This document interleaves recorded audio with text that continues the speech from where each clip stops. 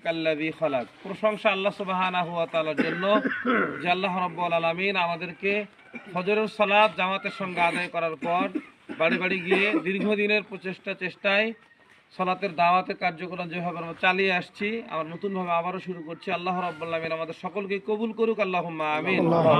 সম্মানিত উপস্থিতি, আসলেই আমরা বিচলিত হব না বা নার্ভাস হব না, পিস্তন হব না। ইমাম আহমদ ইবনে হাম্বল রহমতুল্লাহ আলাইকে তিনি 10 লক্ষ হাদিসের হাফেজ ছিলেন, তারপরেও ওনাকে মানুষ অনেকভাবে অপমান করছে শুধু দিনের দাওয়াত দেওয়ার কারণে। হাতে পায়ে দড়ি লাগাইয়া ছেঁচতে ঘুরে নিয়ে বেড়াইছে মানুষ ইসলামের দাওয়াত দেওয়ার কারণে। এখন আমাদেরকে কেউ অপমান করে নাই, আমাদেরকে অপমান করুক এটা আমরা চাচ্ছি না। এখনো মানুষ আমাদেরকে মূল্যায়ন করতেছে, আলহামদুলিল্লাহ। আমাদের এই ভালো কথাগুলো মানুষ শুনতেছে, আলহামদুলিল্লাহ। তো আল্লাহ রাব্বুল আলামিন আমাদেরকে সহ সকলকে কবুল করুক, আল্লাহুম্মা আমিন। আল্লাহ রাব্বুল আলামিন আমাদের সকলকে, আমাদের পরিবার পরিজনকে, যাদের বাড়ি গিয়েছি সকলকেই 5 ওয়াক্ত নামাজি হিসাবে কবুল করুক, আল্লাহুম্মা আমিন।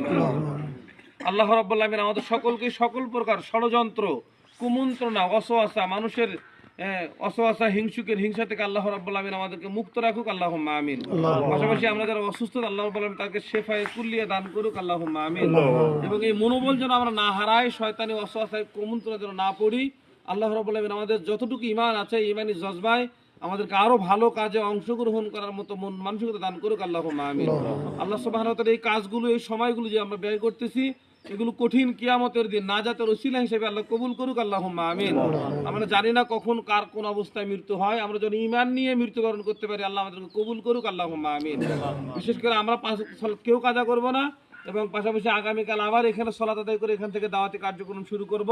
আর নিজ নিজ দায়িত্বে আমরা একটু 2-4-5 জন মানুষকে ডাকবো ইনশাআল্লাহ, সকলেই ইনশাআল্লাহ। আল্লাহ আমাদেরকে এই আহ্বানে দাওয়াতকে কবুল করুক, আল্লাহুম্মা আমিন। আমরা এই দাওয়াত দাবি রেখে এখানে আজকের এই প্রোগ্রাম শেষ করছি। আমরা সকলে দোয়া পড়ি। সুবহানাকা আল্লাহুম্মা ওয়া বিহামদিকা আশহাদু আল্লা ইলাহা ইল্লা আনতা আস্তাগফিরুকা ওয়া আতুবু ইলাইক। আসসালামু আলাইকুম ওয়া রাহমাতুল্লাহি ওয়া বারাকাতুহু।